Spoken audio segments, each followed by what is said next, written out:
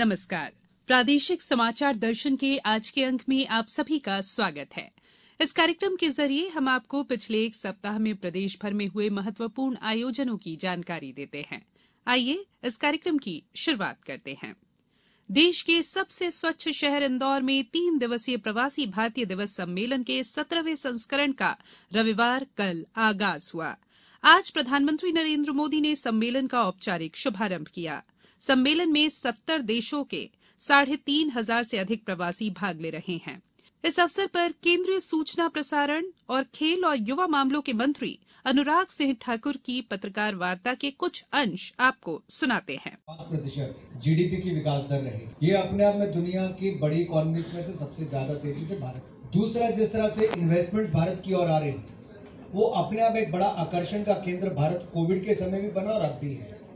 Return on investment जब भी कोई इन्वेस्टर देखता है तो भारत में उसको अपार संभावनाएं दिखती हैं, मैन्युफैक्चरिंग सेक्टर में भी, सर्विसेज सेक्टर में भी। और अगर आप देखेंगे दोनों ही क्षेत्रों में बहुत तेजी के साथ बढ़ रहे हैं। हमने जिस तरह से डिफेंस सेक्टर को खोला, 400 से ज्यादा आइटम आज भारत में बन रही हैं। हम आयात करने वाला देश थे, आज निर्यात करने की दिशा में आगे हैं। डिफेंस सेक्टर में आत्मनिर्भर बनने का काम हुआ। इसी तरह से जहां दुनिया के सामने अनाज का संकट है, प्रधानमंत्री मोदी जी ने 80 करोड़ भारतीयों को 2 साल से ज्यादा समय मुफ्त में अनाज देने का काम किया, ताकि महामारी से भी बचाएं और भूखमरी से भी बचाएं। तो कोविड-19 पैंडेमिक के टाइम पे जहां 220 करोड़ वैक्सीनेशन करने का काम भी किया। हमने ये नहीं कहा कि कोविड है तो यहां पर ब्रेक लग जाएगी। कोविड के समय सबसे बड़े रिफॉर्म्स किए, जो आजाद भारत के सबसे बड़े रिफॉर्म्स हैं, 1992 से बड़े रिफॉर्म्स हैं, कि हम पासपोर्ट का रंग नहीं, खून के रिश्ते को मानते हैं। और दुनिया के किसी भी देश में कोई भी भारतीय किसी भी जाति धर्म संप्रदाय का हो, वो भारतीय है, हमारे परिवार का हिस्सा है। और जब वसुधैव कुटुंबकम की हम बात करते हैं, केवल भारतीय नहीं, पूरे विश्व को एक परिवार के रूप में मानते हैं। तो इसलिए उसमें सब एक है और एक भविष्य के लिए हम सब लोग इकट्ठे मिलकर काम कर रहे हैं। पश्चिमी मध्य प्रदेश के आदिवासी बाहुल्य धार जिले में इन दिनों नगरीय निकाय के निर्वाचन की सरगर्मियां तेज हैं। अधिक जानकारी के साथ जुड़ गए हैं हमारे धार संवाददाता। जिले की 3 नगर पालिका धार, पीथमपुर, मनावर तथा 6 नगर परिषद सरदारपुर, राजगढ़, कुक्षी, डही, धामनौद और धर्मपुरी सहित कुल 9 नगरीय निकाय में चुनाव संपन्न होने जा रहे हैं। संबंधित सभी नगरीय निकायों में आदर्श आचार संहिता लागू हो गई है, जिस पर कड़ाई से पालन किया जा रहा है। संबंधित क्षेत्रों के लिए 73 सेक्टर ऑफिसर नियुक्त किए गए हैं। साथ ही निर्वाचन आयोग द्वारा नियुक्त प्रेक्षक भी नजर बनाए हुए हैं। नामांकन भरे जाने की प्रक्रिया पूर्ण हो चुकी है, जिसमें बड़ी संख्या में प्रत्याशियों ने अपना नामांकन जमा किए हैं। सभी 9 नगरीय निकाय में कुल 166 पार्षद चुने जाना है। इस बार संशोधन के बाद इन्हीं पार्षदों में से नगर पालिका और नगर परिषद के लिए अध्यक्ष भी चुने जाएंगे, जिसको लेकर पार्षद पद के उम्मीदवारों में अधिक उत्साह देखा जा रहा है। मुख्य मुकाबला भारतीय जनता पार्टी और कांग्रेस के मध्य है। हालांकि कुछ अन्य राजनीतिक दल और निर्दलीय द्वारा चुनाव लड़ा जा रहा है। दोनों ही मुख्य राजनीतिक दलों भाजपा और कांग्रेस द्वारा अपने अधिकृत प्रत्याशियों की सूची जारी कर दी गई है, किंतु आज सोमवार को नाम उठाने की अंतिम तारीख गुजर जाने के बाद भी दोनों दलों के अनेक असंतुष्ट और निर्दलीयों द्वारा नाम वापस नहीं लिए जाने से अनेक स्थानों पर मुकाबला त्रिकोणी और चतुष्कोणी हो गया है। सर्वाधिक 31 वार्ड पार्षद पीथमपुर नगर पालिका से, जबकि धार नगर पालिका से 30 वार्ड पार्षद चुने जाना है। नगर पालिका मनावर के 15 वार्ड पार्षद सहित शेष सभी 6 नगर परिषद में भी 15-15 वार्ड पार्षद चुने जाना है। निर्वाचन के लिए मतदान 20 जनवरी को होगा। इसके लिए 402 मतदान केंद्र बनाए गए हैं, जिनमें 1,51,138 पुरुष और 1,39,494 महिला मतदाताओं सहित 22 अन्य मतदाताओं को मिलाकर कुल 2,90,654 मतदाता अपने मताधिकार का प्रयोग कर 166 वार्ड पार्षदों को चुनेंगे। प्रादेशिक समाचार दर्शन के लिए धार से मैं सुनील सचान। मुख्यमंत्री जन सेवा मित्र विषय पर गुना जिले से पेश है हमारे संवाददाता की रिपोर्ट। गुना जिले में 75 युवा मुख्यमंत्री जन सेवा मित्र के रूप में कार्य करेंगे। इसके लिए साक्षात्कार की प्रक्रिया पूर्ण कर ली गई है। इस बारे में सीएम फेलो पद्मा निमाड़े ने आकाशवाणी को बताया। मैं आपको मध्य प्रदेश युवा इंटर्नशिप योजना के बारे में कुछ बताना चाहूँगी, जो कि मध्य प्रदेश की एक बहुत बड़ी पहल है। जिसमें प्रदेश के युवा माननीय मुख्यमंत्री के मित्र बनकर जन सेवा व जमीनी स्तर पर प्रशासन द्वारा किए गए कार्य को समझेंगे, सीखेंगे। साथ ही उनमें कौशल विकास में भी इससे वृद्धि होगी। मुख्यमंत्री जनसेवा मित्र के लिए प्रदेश भर में 4,695 युवाओं का चयनित किया जाएगा। गुना जिले से 75 जनसेवा मित्र चुने जाएंगे, जिसमें 15 इंटर्न्स हर विकास खंड में नियुक्त किए जाएंगे, जिसके आवेदन 7 दिसंबर 2022 से 30 दिसंबर 2022 MP ऑनलाइन के माध्यम से लिए गए हैं। गुना जिले में लगभग 350 से ज़्यादा आवेदन आए हैं, जिसमें से 187 को इंटरव्यू के लिए बुलाया गया था।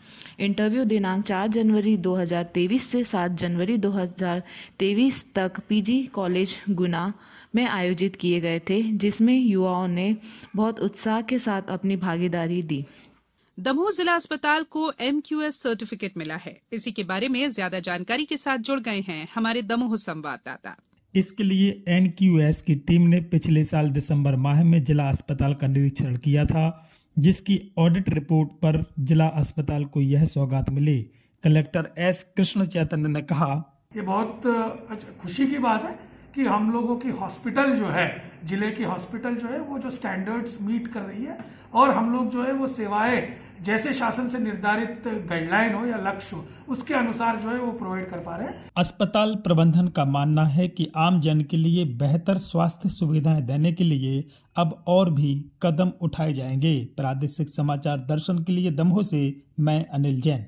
डिंडौरी में जिला प्रशासन ने पुण्य सलिला मां नर्मदा की स्वच्छता के लिए मैया अभियान की शुरुआत की है। अधिक जानकारी हमारे डिंडौरी संवाददाता से। इसके तहत प्रत्येक रविवार को प्रशासनिक अधिकारी, कर्मचारी, स्वयंसेवी सहित अन्य लोग नर्मदा की सफाई अभियान में जुट जाते हैं।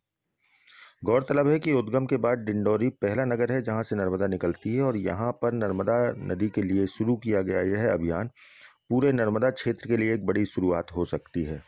रविवार के अतिरिक्त अन्य दिनों में भी स्वयंसेवी सफाई अभियान में लगे रहते हैं, जिसके अच्छे परिणाम दिखाई देने लगे हैं।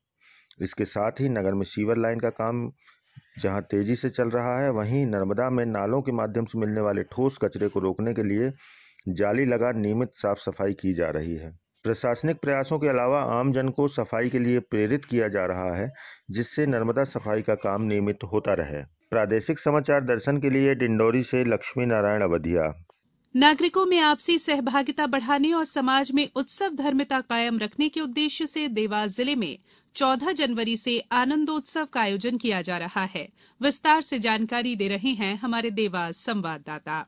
इस 15 दिवसीय आनंद उत्सव में जिला मुख्यालय सहित विकासखंड और ग्रामीण स्तर पर प्रतियोगिताएं तथा अन्य सांस्कृतिक कार्यक्रमों के आयोजन किए जाएंगे। आनंदम विभाग द्वारा आयोजित इस कार्यक्रम के विषय में नोडल अधिकारी डॉक्टर सबीरा नईम बताती है कि आनंद उत्सव में नागरिकों की सहभागिता तथा उत्साह बढ़ाने के उद्देश्य से समूह स्तर पर खेलकूद एवं सांस्कृतिक गतिविधियों के आयोजन किए जाएंगे।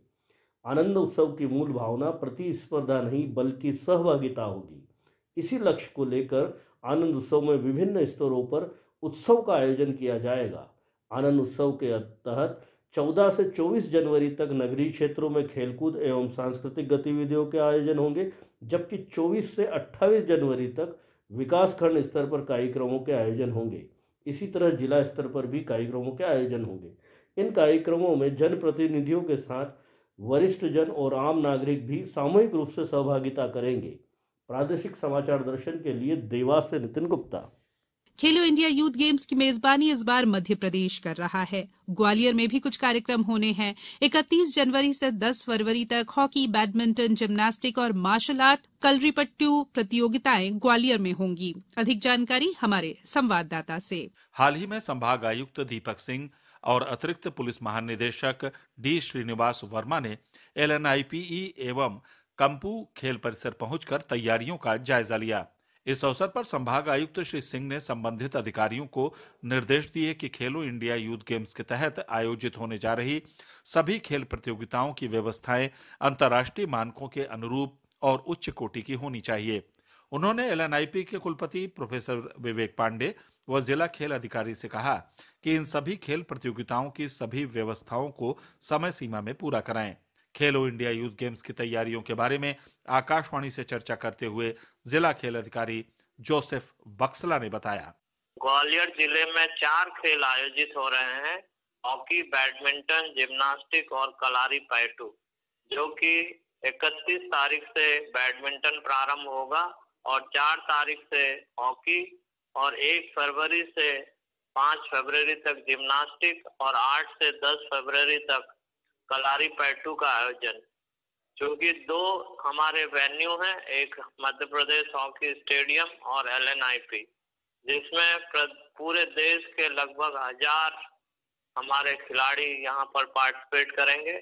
और खेलो इंडिया की तैयारी को लेकर हमारे यहाँ समन्वय कमेटी के जो अध्यक्ष हैं कमिश्नर साहब, उन्होंने पूरा यहाँ निरीक्षण किया और जो तैयारियां चल रही हैं उस पर उन्होंने हर्ष व्यक्त किया और लगभग पूरी तैयारी हो चुकी है। हम खेलो इंडिया आयोजन के लिए पूरी तरह से तैयार हैं।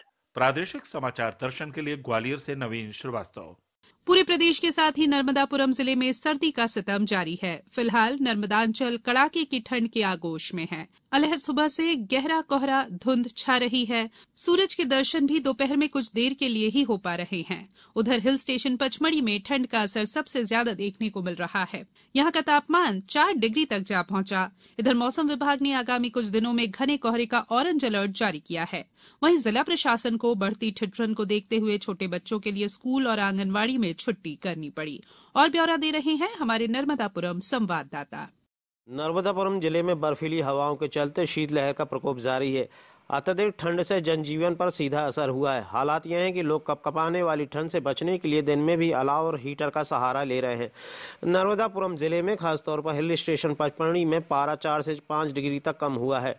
वहीं अत्यधिक ठंड के कारण विद्यार्थियों के स्वास्थ्य को ध्यान में रखते हुए प्रशासन को 5वीं तक की कक्षाओं और आंगनवाड़ी में छुट्टी करनी पड़ी।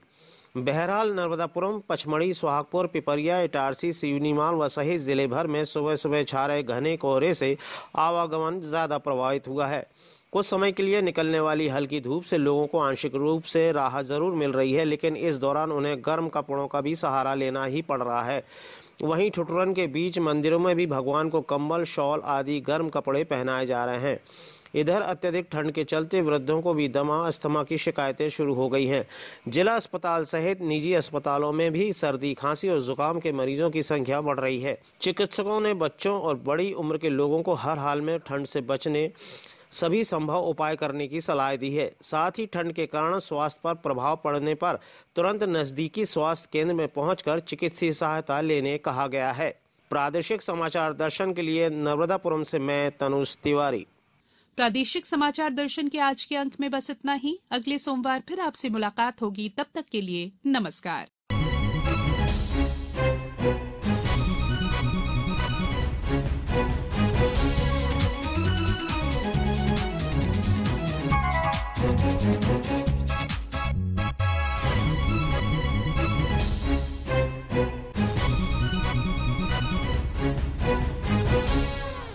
आलेख और वाचन स्वर संयुक्ता बैनर्जी, प्रस्तुति प्रादेशिक समाचार एकांश भोपाल।